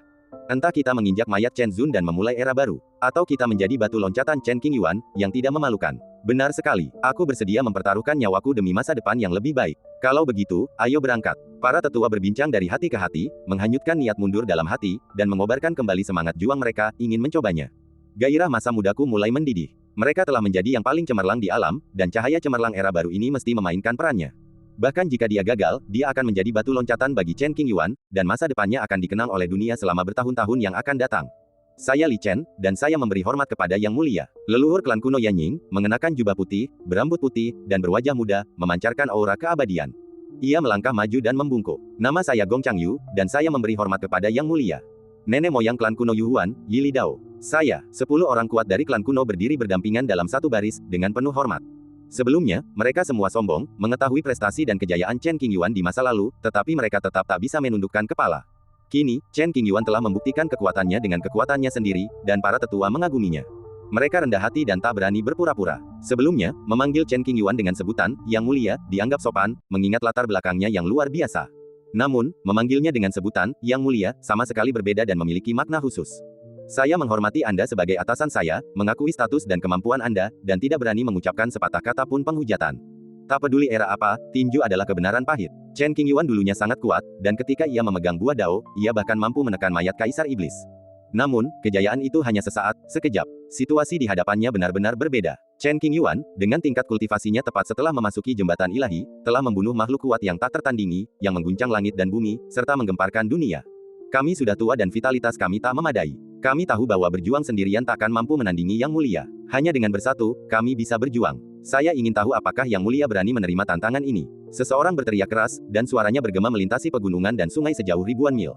Jelas ada 10 orang yang memukuli Chen Qingyuan, yang seharusnya agak memalukan, tetapi mengapa hal itu memberi orang rasa semangat untuk berjuang melawan segala rintangan. Nenek moyang klan kuno tidak merasa malu, dan para penggarap yang menyaksikan kesenangan itu berpikir bahwa tindakan ini cukup masuk akal.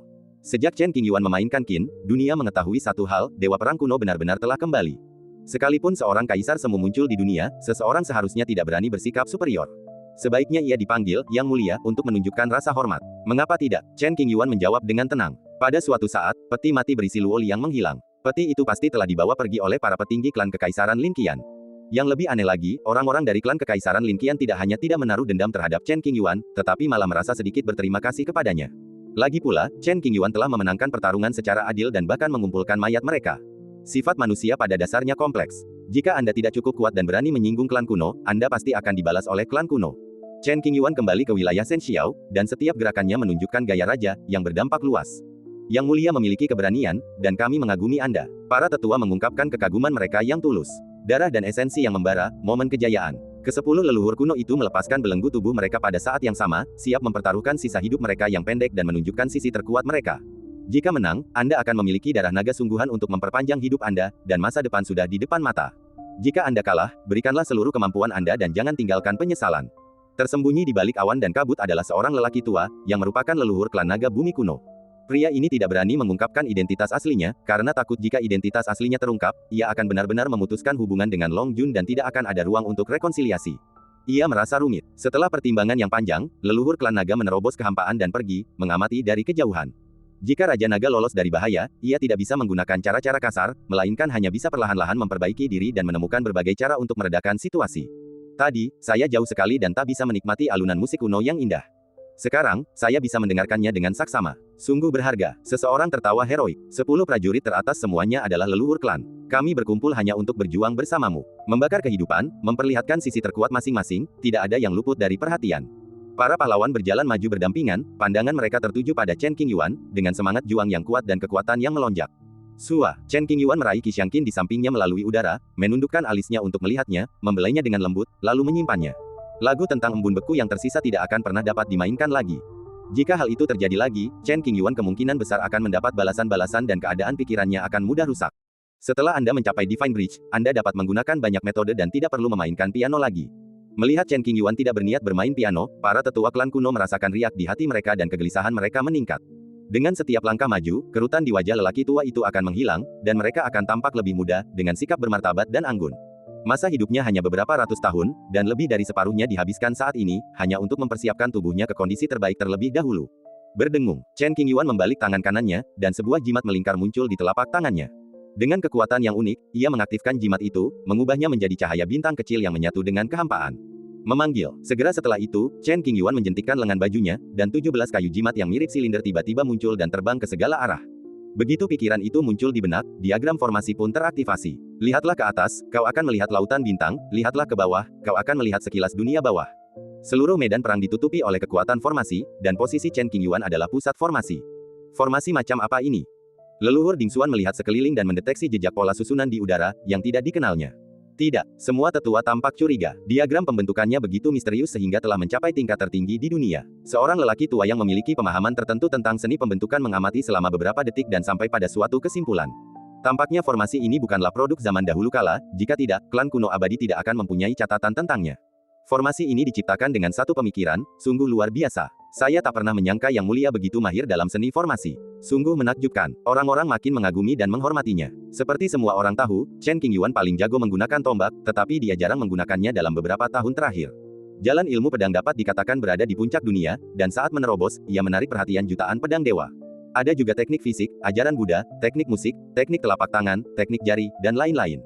Dia menguasai sebagian besar metode Tao di dunia, dan sangat menyimpang. Aku akan pergi dulu dan melihat apa yang menakjubkan. Leluhur klan kuno Yanying bernama Liran. Hidupnya bersinar terang, dan kecantikannya terpancar. Saat itu, ia berpakaian putih, tampan dan anggun, bagaikan sosok abadi yang terbuang dari lukisan. Begitu dia selesai berbicara, Liran berubah menjadi seberkas cahaya dan bergegas menuju Chen Qingyuan tanpa ragu sedikit pun. Saya telah berlatih ilmu pedang sejak muda, dan saya ingin menggunakan seluruh pengetahuan hidup saya untuk menguji kekuatan formasi ini. Sebuah pedang panjang muncul di tangan Liran, bilahnya lurus dan cahaya misterius mengalir.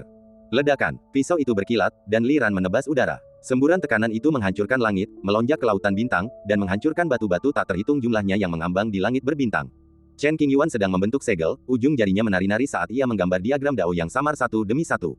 Setiap kali ia selesai menggambar satu, diagram itu langsung larut ke dalam kehampaan, menghilang tanpa jejak.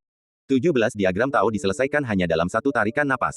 Pada saat ini, Liran telah terbunuh. Formasi perkasa itu belum benar-benar melepaskan kekuatan dahsyatnya, dan tidak mampu menghentikan Liran, memaksanya mendekati wajah Chen Qingyuan. Dentang, pada saat yang sama, Chen Qingyuan mengayunkan tinjunya dan menyerang Liran yang sedang menyerang di depannya. Tiba-tiba, ruang angkasa meledak, semuanya runtuh, dan kekacauan pun terjadi. Pisau tajam itu mengenai tinju Chen Qingyuan, namun hanya mampu memotong telapak tangannya, tanpa melukai kulitnya. Tubuh reinkarnasi telah mencapai tahap besar. Chen Qingyuan mengerahkan segenap tenaganya untuk mengoperasikan tubuh Tao-nya, dan kekerasan tubuhnya mungkin tidak lebih lemah dari senjata kuasi kekaisaran. Liran tertegun melihat Chen Qingyuan, yang telah menerima serangan pedangnya dengan tinjunya, tetapi tidak terluka sama sekali. Gelombang keterkejutan muncul di hatinya, dan pedang di tangannya mulai bergetar sedikit, mengeluarkan suara. Setelah gagal mengenai sasaran dengan satu pukulan, Liran segera mundur dan mengambil jarak agak jauh. Tinju yang keras sekali. Adegan ini menarik perhatian banyak orang, semuanya tercengang dan terkejut. Terluka karena melawan dengan tinju itu, sangat menyimpang. Para penonton berseru kaget, tubuh mereka gemetar, dan lidah mereka mati rasa. Seperti dugaanku, dialah yang mampu menekan mayat kaisar dengan tubuh fananya. Dia monster yang tak tertandingi, satu-satunya di dunia. Banyak orang berkumpul di lihai hanya untuk menyaksikannya. Mereka memandang sosok Chen Qingyuan dari kejauhan, mata mereka membara dan hati mereka berdebar kencang. Tinggi di langit, semangat juang 10 leluhur masih membara. Terkejut oleh kemampuan fisik Chen Qingyuan yang mengerikan, para tetua pun mengeluarkan kekuatan dahsyat mereka masing-masing. Beberapa menguasai senjata Tao terhebat, atau senjata semi kekaisaran langka di dunia, beberapa menggunakan teknik terlarang rahasia untuk meningkatkan kekuatan mereka sendiri, lalu menggunakan kekuatan magis mereka untuk menyerang dari jarak jauh. Dalam sekejap, hukum bergulir dan membanjiri medan perang. Bangkit, Chen Qingyuan baru saja mengukir diagram formasi, menggabungkannya ke dalam kehampaan, dan menyusun bagian terpenting dari formasi ini. Setelah selesai, ia tentu saja tidak ragu-ragu dan segera mengaktifkan diagram formasi. Ledakan, 17 pilar raksasa berdiri di antara langit dan bumi, seolah-olah menopang langit. Pilar-pilar raksasa itu berjauhan, dengan jarak yang sama. Di antara setiap pilar terdapat diagram dao yang unik, jelas merupakan karya Chen Qingyuan. Kekuatan formasi tersebut menyebar ke setiap sudut medan perang. Rune dalam dao tu memancarkan aura yang sangat menakutkan. Di belakang Chen Qingyuan, kebetulan ada diagram Tao raksasa, yang terukir pola mirip jimat angin, berkilauan dengan cahaya dan memancarkan kekuatan misterius. Serangan mematikan tak berujung yang datang padanya semuanya dilenyapkan oleh kekuatan diagram Tao. Angin kencang bertiup kencang, membelah langit. Wajah para leluhur klan kuno di berbagai tempat tiba-tiba berubah, dan mereka merasakan bahaya yang tak terelakkan. Ini hadiah yang aku siapkan untukmu, terimalah. Chen Qingyuan bergumam pada dirinya sendiri. 17 pilar susunan itu tampak seperti benda-benda dari luar angkasa. Ketika orang-orang melihatnya dari jauh, mereka akan merasa rendah diri seolah-olah sedang mengintip harta karun yang tinggi di langit. Mereka merasa bahwa mereka sangat kecil dan tidak ada bedanya dengan debu di tanah. Yao Yan mampu berdiri tegak di dunia kuno sejauh lebih dari 300.000 kilometer tanpa dipatahkan oleh siapapun, semua berkat kekuatan 17 pilar formasi. Tentu saja, wanita berambut putih itu merupakan pengecualian. Orang tua, aku tidak akan menyia-nyiakan apa yang kau tinggalkan untukku. Barang ini milik teman lama Chen Qingyuan. Kita pernah berjalan bersama melintasi jembatan ilahi dan berpartisipasi dalam pertempuran gemilang itu. Meskipun kita gagal, kita telah bersinar dengan cahaya yang sangat terang, tanpa meninggalkan penyesalan. Apa asal-usul diagram formasi ini yang bahkan Anda tidak dapat melihatnya? Pada saat ini, Chen Qingyuan mengeluarkan sebuah labu yang halus dan bulat. Labu itu tampak biasa saja, tetapi sebenarnya menyimpan rahasia yang mendalam. Labu ini diperoleh secara tidak sengaja oleh Chen Qingyuan pada zaman dahulu, dan fungsinya masih belum jelas. Di dalamnya terdapat diagram formasi yang sangat rumit. Bahkan teman lama itu, yang bisa dibilang master formasi terkuat di dunia, tak mampu memahaminya. Begitu melangkah di jembatan ilahi, Chen Qingyuan ingin mengendalikan labu tersebut. Begitu ia memahami keajaiban diagram formasi di dalamnya, pasti akan ada beberapa kejutan. Menghadapi 10 leluhur klan kuno, meskipun Chen Qingyuan tidak takut, dia agak kesulitan. 17 formasi utama dibentuk, satu untuk mengambil kesempatan mempelajari diagram formasi hukum di dalam labu, dan yang lainnya untuk menggunakan kekuatan formasi untuk menjebak leluhur klan kuno, mencari peluang untuk mengalahkan mereka satu per satu. Jiang Siki, melihat fluktuasi pola susunan yang familiar, pikiran Chen Qingyuan melayang ke masa lalu, dan ia mendesah, aku sangat merindukannya. Nama teman lama itu adalah Jiang Siki. Formasi terkuat yang pernah ia ciptakan disebut formasi ke-17. Ia lahir dalam keluarga besar. Ayahnya sehat dan memiliki banyak anak. Ia adalah anak ke-17 dalam keluarga, sehingga ia dinamai menurut nama ayahnya. Kurasa itu genetik. Aku tidak suka memberi nama pada sesuatu, begitu pula anakku. Dalam pandangan mereka, nama yang disebut itu hanyalah nama sandi dan tidak penting nama lainnya. Sehat. Saya mendesah dalam hati dan harus kembali ke kenyataan. Chen Qingyuan berusaha sekuat tenaga untuk menghafal pola susunan di dalam labu, dan ingin mengukirnya, menggunakan kekuatan susunan ke-17 untuk melihat apakah dia dapat mengaktifkannya dan melihat apa efeknya. Memahami keseluruhan diagram pembentukan labu ini masih cukup sulit, jadi Chen Qingyuan berencana untuk melakukannya selangkah demi selangkah dan tidak terburu-buru. Para tetua klan kuno tidak membiarkan Chen Qingyuan bermain mudah. Mereka bergegas maju sambil menahan kekuatan formasi. Total ada 17 diagram formasi, berisi kekuatan angin, api, guntur, kilat, 5 elemen, ilmu pedang, dan seni pedang. Di satu tempat, ada niat pedang di seluruh langit, di tempat lain, ada lautan darah yang bergelombang, dan ada juga kekuatan 5 elemen yang melonjak. Kekacauan di medan perang membuat para leluhur klan kuno merasa semakin tertekan. Tubuh mereka menegang dan wajah mereka muram, tak berani teralihkan sedetik pun. Yang mulia, bolehkah saya bertanya apa nama formasi ini? Leluhur klan kuno Yuhuan mengangkat tangannya dan memotong sambaran petir yang hendak menimpanya. Ia menoleh ke arah Chen Qingyuan dan bertanya dengan keras. Untuk menunjukkan rasa hormat, Chen Qingyuan mengangkat matanya dan melihat ke belakang, lalu menjawab, 17. 17 formasi. Para tetua mendengar nama formasi itu dan melirik ke 17 pilar. Namanya sungguh sederhana dan lugas. Meskipun formasi ini kuat, paling banter hanya akan menyusahkan kita. Formasi ini jauh dari cukup untuk menekan kita. Seseorang berteriak keras dan melangkah maju. Sebuah lubang sedalam ribuan mil tiba-tiba muncul di awan. Semua hukum pembunuh di sekitarnya runtuh, dan sulit untuk mendekat dalam waktu singkat. Apa yang ingin dia lakukan? Para tetua mendapati Chen Qingyuan tampak telah mengeluarkan labu dan memainkan sesuatu, yang membuat mereka cukup bingung. Yang mulia punya banyak sekali trik di balik lengan bajunya, jadi jangan gegabah. Tak seorang pun berani memperlakukan Chen Qingyuan sebagai biksu yang baru saja memasuki jembatan ilahi. Mereka menganggapnya sebagai salah satu orang terkuat saat itu, dan memperlakukannya sebagai musuh yang tangguh, mengerahkan seluruh kekuatan mereka. Nenek moyang semua suku menampilkan kekuatan magis tingkat atas mereka, dengan pesona Tao yang tak terbatas. Wilayah lihai dipenuhi atmosfer yang sangat menyesakkan, dengan awan gelap menutupi langit, menghalangi matahari. Terkadang, angin kencang bertiup, dan ombak mencapai ketinggian 10.000 kaki. Terkadang, hukum alam bergejolak, menembus pegunungan dan sungai sejauh ratusan ribu mil. Cahaya ilahi yang menyilaukan menembus langit berbintang dan meledak dengan suara keras. Kekuatan formasi dan Taoisme klan kuno berbenturan sengit. Berbagai energi saling bertautan, menyebabkan gunung dan sungai berubah warna, serta kilat dan guntur menyambar. Chen Qingyuan berdiri di tengah formasi, untuk sementara menghindari konfrontasi langsung dengan leluhur klan kuno. Setelah beberapa saat, ia akhirnya mengukir jejak pola formasi misterius dari labu, menanamkannya di ruang hampa, dan mengintegrasikannya ke dalam formasinya sendiri. Berdengung. Tak lama kemudian, pemandangan yang rusak dan kacau muncul di bawah kaki Chen Qingyuan, yang sangat kabur. Dengan mengendalikan pola susunan ini, dia memilih leluhur terdekat dari klan kuno, menjentikkan jarinya, dan membuat pola susunan melonjak. Ledakan. Leluhur tua itu sedang bergulat dengan kekuatan formasi tertentu ketika tiba-tiba ia menyadari aliran energi datang ke arahnya. Ia sangat peka dan telah bersiap dengan baik. Tanpa diduga, saat pola susunan ini jatuh pada orang ini, dia tidak merasakan sakit atau gatal. Apa maksudmu? Leluhur tua itu tertegun sejenak, dan setelah berulang kali memastikan bahwa dirinya tidak tertipu, dia sama sekali tidak mengerti apa maksud Chen Qingyuan dengan gerakan ini, kau bercanda. Chen Qingyuan, yang berada jauh di sana, menyadari bahwa pola susunan ini tidak berguna.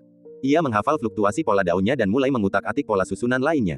Segera setelah itu, pola susunan tak dikenal lainnya muncul. Hal yang sama terjadi. Formasi itu lemah dan tak berdaya, tak mampu menciptakan gelombang sekecil apapun. Setelah mengulangi tindakan serupa, para tetua klan kuno akhirnya mengerti. Mereka menggunakan kita sebagai subjek uji. Dulu, para tetua pasti akan marah besar, tetapi sekarang mereka merasa lebih tidak berdaya daripada marah. Mereka hanya bisa menyalahkan diri sendiri karena tidak bisa meninggalkan Chen Qingyuan, kalau tidak, mereka tidak akan berada dalam situasi ini. Setelah mencoba berkali-kali, Chen Qingyuan memandangi labu di tangannya dan bergumam dalam hati, mungkinkah aku terlalu memikirkannya? Sungguh tidak ada gunanya, ini hanya sebotol anggur. Setelah berpikir 2 kali, dia berkata, apakah perlu bagi seorang pencinta anggur untuk menyiapkan formasi yang rumit seperti itu? Tahukah Anda, kemungkinan itu benar-benar ada. Lagi pula, ada banyak orang aneh di dunia ini. Mereka mungkin sangat bosan sehingga membuang banyak sumber daya berharga untuk menggambar diagram formasi dalam permainan yang sebenarnya tidak berguna. Setelah belajar cukup lama, tidak banyak yang saya dapatkan. Chen Qingyuan tahu bahwa dia tidak bisa terus-terusan khawatir, jadi dia cepat-cepat menyimpan labu itu. Tidak lama lagi para leluhur kuno ini akan mendekati pusat formasi. Pada saat itu, Chen Qingyuan akan menghadapi serangan berkelompok dari ke-10 leluhur, yang akan sangat berbahaya. Oleh karena itu, Chen Qingyuan tidak bisa berdiam diri dan menunggu kematian, dan berencana untuk mengambil inisiatif menyerang. Suara mendesing. Dalam sekejap, Chen Qingyuan melangkah maju dan menghilang. Bagian tengah formasi tidak dijaga dan paling mudah ditembus. Namun, meskipun nenek moyang berbagai suku menemukan ini, mereka untuk sementara tidak dapat menemukan pusat formasi tersebut dan semuanya merasa terganggu dengan kekuatan formasi tersebut. Formasi ini sungguh luar biasa, karena mampu menjebak begitu banyak ahli top. Namun, ini bukanlah formasi terkuat dari 17 formasi. Sayang sekali pemilik formasi ini telah menjadi setitik debu di sungai sejarah yang panjang, dan sulit untuk mengerahkan kekuatan aslinya. Ledakan. Ketika Chen Qingyuan muncul lagi, dia tiba-tiba melintas ke atas kepala Patriark Yan Ying, mengarahkan jari telunjuk kanannya ke udara, dan cahaya hijau yang berisi hukum tertinggi dunia datang dari atas dan langsung mengenai bagian atas kepalanya. Leluhur Yan Ying telah melawan hukum angin diagram formasi. Menghadapi situasi mendadak ini, ia bereaksi cepat, menghindar ke samping, dan membentuk segel misterius secepat kilat lalu menamparnya ke atas. Ledakan. Cahaya hijau jatuh dan menghantam penghalang Suanyin dengan suara seperti guntur. Setelah beberapa saat menemui jalan buntu, penghalang Suanyin runtuh dan lampu hijau mengikutinya. Pada saat ini, Patriark Yan Ying telah menghindar ke sisi lain, menghindari sebagian besar kekuatan jari, hanya beberapa helai rambutnya yang rontok. Saya sudah lama tidak menggunakan metode ini, jadi hasilnya kurang memuaskan. Chen Qingyuan berbisik dan membunuh lagi. Serangan mendadak itu gagal melukai leluhur suku Yan Ying. Kegagalan total. Chen Qingyuan merenungkan dirinya sendiri dan berkata terus terang bahwa dia masih punya banyak hal untuk diperbaiki. Untuk pertempuran hari ini, yang terbaik adalah mengasah keterampilan Anda. Dentang. Dalam sekejap mata, Chen Qingyuan memegang pedang setinggi 3 kaki, sosoknya anggun dan misterius. Dengan satu pikiran, dia menghunus pedangnya dan menyerang maju. Di satu sisi ia menghunus pedang, dan di sisi lain ia mengendalikan formasi. Kita harus menggunakan kedua metode secara bersamaan dan menekan Patriark Yan Ying secepat mungkin untuk memberikan lebih banyak waktu untuk berurusan dengan orang lain. Dari 10 leluhur, setidaknya beberapa harus ditekan terlebih dahulu sebelum bisa ditangani nanti. Menghadapi mereka semua sekaligus, bahkan Chen Qingyuan, sekuat apapun, akan kesulitan. Lagi pula, tingkat kultivasinya cukup terbatas. Untungnya, dia memiliki lautan samsara dalam kehidupan ini, yang memungkinkan Chen Qingyuan memobilisasi sejumlah besar energi spiritual ketika dia pertama kali memasuki jembatan ilahi, cukup untuk menyaingi para leluhur klan kuno, atau bahkan sedikit lebih kuat. Ayo, bertarung. Liran, leluhur Yan Ying, membara dengan darah dan esensinya. Ia tampak tampan dalam balutan pakaiannya dan memegang pedang panjang bermata lurus. Ia menghancurkan kehampaan dengan kakinya dan menerjang lurus ke arah Chen Qingyuan dengan momentum yang dahsyat. Zeng, pedang itu meraung seperti naga, mengguncang gunung dan sungai. Menghadapi liran yang agresif, Chen Qingyuan sama sekali tidak menghindar. Ia langsung menghadapinya dan menebasnya dengan pedangnya. Bila pedang bertabrakan dengan ujung tombak, hukum bergetar, dan kilat menyambar. Kekuatan dahsyat itu saling terkait satu sama lain, lalu segera terpecah lagi. Kekuatan dahsyat konfrontasi tersebut mendorong keduanya mundur ribuan kilometer, meninggalkan jejak panjang garis putus-putus di kehampaan. Para praktisi yang menyaksikan kejadian ini gemetar dan ketakutan, seolah-olah mereka berada di sana sendiri. Tubuh mereka diselimuti dingin, dan jiwa mereka mengerut dan gemetar. Dor, dor, dor. Segera setelah itu, Chen Qingyuan dan Liran menghancurkan langit, langsung melesat di depan satu sama lain, mengacungkan pedang mereka secara bersamaan. Tiba-tiba, langit meledak menjadi kekacauan, dan para kultivator biasa tidak dapat melihat pemandangan spesifik, penglihatan mereka kabur. Keduanya bertarung selama puluhan ronde, tetapi Chen Qingyuan tidak terluka. Kapanpun Liran merasa punya kesempatan, dia akan menebas, tetapi dia bahkan tidak bisa melukai kulit Chen Qingyuan. Jika Anda ingin menghancurkan Suan Guang fisik Chen Qingyuan, cara biasa pasti tidak akan berhasil. Setelah 1/4 jam bertarung lagi, Liran menyadari bahwa Chen Qingyuan tak terkalahkan. Jika ini terus berlanjut, ia pasti akan kelelahan hingga mati. Efek samping dari terbakarnya darah dan esensinya sangat parah, dan ia tidak bisa bertahan lebih lama lagi. Mengapa kekuatan spiritual Chen Qingyuan begitu kuat saat pertama kali memasuki jembatan ilahi? Ia bagaikan sungai yang mengalir deras, tiada habisnya dan tiada habisnya. Banyak orang bingung dengan hal ini, dan masih belum ada jawaban yang akurat. Yang dapat kami katakan adalah Chen Qingyuan berbakat dan fondasinya berbeda dari orang biasa. Penjahat yang tak tertandingi seperti itu tidak dapat diukur dengan akal sehat. Merobek, gerakan tarian pedang Chen Qingyuan anggun dan menjulang tinggi, sosoknya begitu banyak sehingga sulit untuk menemukan wujud aslinya. Dalam sekejap, cahaya pedang melonjak dari belakangnya, ujung tajamnya menembus pelindung Liran dan meninggalkan luka panjang di punggungnya. Rasa sakit yang tajam datang seketika, Liran menggertakkan giginya, dan keringat dingin keluar di sekujur tubuhnya. Ledakan, kekuatan diagram agung 17 formasi membangkitkan gemuruh guntur, dan awan petir yang tak terhitung jumlahnya, dipenuhi kekuatan dahsyat, melayang ke arah area tersebut. Kilatan petir ilahi yang tebal menyembur keluar dari lautan awan, menghujani Liran dengan niat membunuh yang tak berujung. Guntur ilahi apapun dapat membunuh seorang kultivator kuat di langkah kelima jembatan ilahi. Itu seperti hukuman surgawi, sangat mengerikan. Orang yang menciptakan formasi ini telah bertempur bersama Chen Qingyuan dalam banyak pertempuran dan menghadapi banyak hukuman dewa. Jadi, suatu ketika Chen Qingyuan mengalami musibah guntur surgawi, Zuan Qi meminta Chen Qingyuan untuk menemukan cara meninggalkan jejak hukuman surgawi untuk penelitian. Ledakan, guntur ilahi turun, menghanguskan seluruh tubuh Liran, merobek pakaiannya, dan menampakkan dagingnya. Ia mampu menahan beberapa pukulan, tetapi ia tak mampu menahan guntur yang turun bagai hujan deras. Jika ini terus berlanjut, Liran telah mengantisipasi hasilnya sendiri. Menatap Chen Qingyuan di depannya, dia mengeraskan hatinya dan membuat gerakan berani. Saya bersedia mengorbankan darah saya untuk mengaktifkan teknik terlarang klan saya, hanya untuk ditukar dengan kekuatan setengah langkah dari kekuatan terlarang. Terimalah, Yang Mulia, karena kekuatan sihir dan mantra biasa tidak dapat berbuat apa-apa terhadap Chen Qingyuan, maka dia akan menggunakan kartu truf terakhirnya dan mengerahkan seluruh tenaganya tanpa menahan diri. Melakukan teknik terlarang menghabiskan banyak umur. Pertaruhkan segalanya. Setelah dia selesai berbicara, Liran mengeluarkan raungan panjang, dan pedang panjang di tangannya tampaknya telah berubah menjadi senjata jahat paling haus darah di dunia, memancarkan cahaya aneh. Seluruh tubuhnya memancarkan kekuatan yang jauh melampaui kekuatan sebelumnya. Guntur ilahi tiba-tiba turun, yang tidak lagi membuat Liran pusing. Ia mengayunkan pedang panjangnya dengan lembut dan membelah guntur ilahi tersebut, dan kekuatan guntur itu pun lenyap sepenuhnya. Seketika mata Liran berubah menjadi merah dan tertutupi oleh darah merah pekat, tampak sangat menakutkan. Suara mendesing. Dalam sekejap, Liran menghilang dari tempatnya. Dalam sekejap mata, ia sudah berada di depan Chen Qingyuan, berdiri di tempat yang tinggi, memegang pisau di kedua tangan, dan menebas dengan ganas. Sebelum pisau itu tiba, Chen Qingyuan merasakan tekanan yang sangat menyesakkan. Wajahnya memucat, dan ia segera mengangkat pedangnya untuk menangkisnya. Ia mengerahkan seluruh kekuatan spiritualnya dan menghunus pedangnya dengan cepat tanpa ragu. Ledakan. Saat berikutnya, Liran menggunakan kekuatan teknik terlarang dan menebas pedang di tangan Chen Qingyuan. Terdengar suara ledakan keras dan gemuruh yang terus berlanjut. Pedang bersiul dan pisau berdenting, hukum segala hal melonjak, dan fenomena aneh langit dan bumi muncul di mana-mana di medan perang. Arts by Pub Future. Kekuatan pisau ini telah melampaui batas kultivasi Liran, memaksa Chen Qingyuan tenggelam dengan cepat. Kemanapun ia lewat, selalu ada kekacauan, ruang terdistorsi, waktu dan ruang kacau, dan sulit menemukan tempat yang utuh. Chen Qingyuan merasa seolah-olah sedang ditekan oleh bintang-bintang yang tak terhitung jumlahnya.